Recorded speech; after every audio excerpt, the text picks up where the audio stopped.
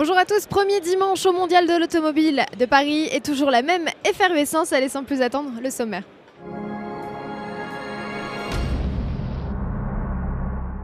Au programme de ce 4e JT en direct du Mondial, la Volkswagen Golf 7, le duo Dacia Logan et Sandero et des interviews exclusives, celles du pilote de rallye Mikko Hirvonen et de l'humoriste Laurent Gérard.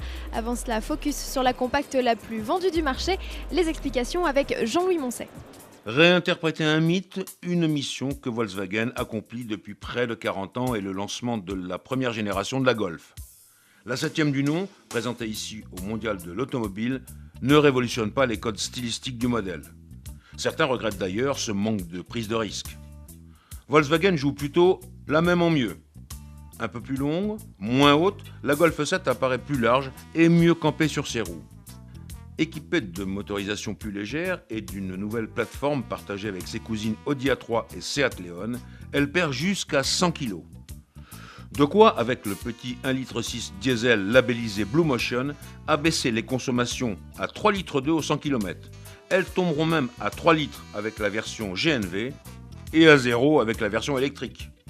À bord, Volkswagen a tourné le cockpit vers le conducteur et travaillé sur le choix des matériaux pour renforcer la qualité perçue. Enfin, de nouveaux équipements high-tech rejoignent le catalogue à l'image du système de reconnaissance des panneaux, de l'avertisseur d'angle mort, du détecteur de fatigue ou encore du système multimédia tactile. Les prix de la Golf 7 démarrent à 17 790 €, soit autant que la génération actuelle, la nouveauté en plus. Volkswagen profite du lancement de la Golf 7 pour dévoiler 2 études. L'une d'elles devrait ravir les amateurs de sportifs puisqu'il s'agit de la GTI. Cette version mise sur un bloc 2 litres turbo-essence de 220 chevaux, soit 10 de plus que sa devancière. Puissance qu'il sera possible de faire évoluer à 230 chevaux sur commande à l'usine. C'est inédit. Le 0 à 100 km/h ne lui réclamera alors plus que 6 secondes 5. Côté style, la panoplie ne change pas avec toujours la calandronie d'abeille, le liseré rouge et la fameuse sellerie écossaise. Lancement au printemps.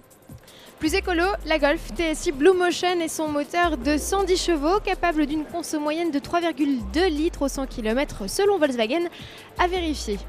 Des vedettes allemandes, passons aux stars roumaines avec les Logan et Sandero. Dacia restyle ses 2 fers de lance, pas du luxe après 8 années de carrière. Les Logan et Sandero de 2e génération troquent leur ligne simpliste pour des traits plus sophistiqués. Le sentiment de robustesse est prononcé. À bord, les lignes des 2 modèles se font également plus contemporaines. Dommage que les plastiques durs soient toujours aussi omniprésents. Côté équipement, Dacia passe à la vitesse supérieure. L'écran tactile inauguré sur le monospace Logi débarque aussi en option sur les citadines 4 et 5 portes. Côté motorisation, l'offre comprend 4 blocs de 75 et 90 chevaux déclinés en essence et en diesel.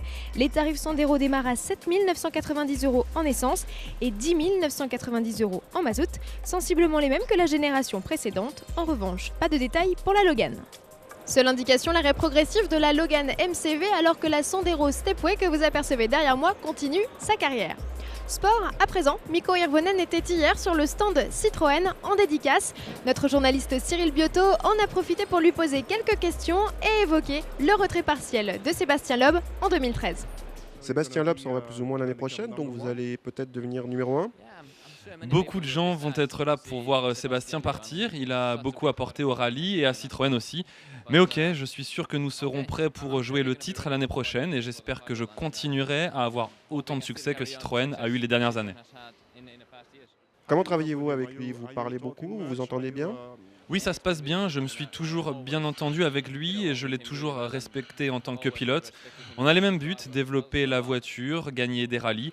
Et on a les mêmes idées sur beaucoup de choses. Et bien sûr, j'ai été intéressé par sa façon de travailler et de piloter en la comparant à la mienne. Et c'était pas mal. À vos agendas le 12 octobre, Sébastien Loeb et Daniel Elena seront là pour une séance de dédicace. Et profitons de cette page sportive pour vous inviter à faire un tour dans le cinéma 4D. Une salle pas comme les autres, on y vit des expériences intenses sur une spéciale de rallye en DS3 WRC à ne surtout pas manquer.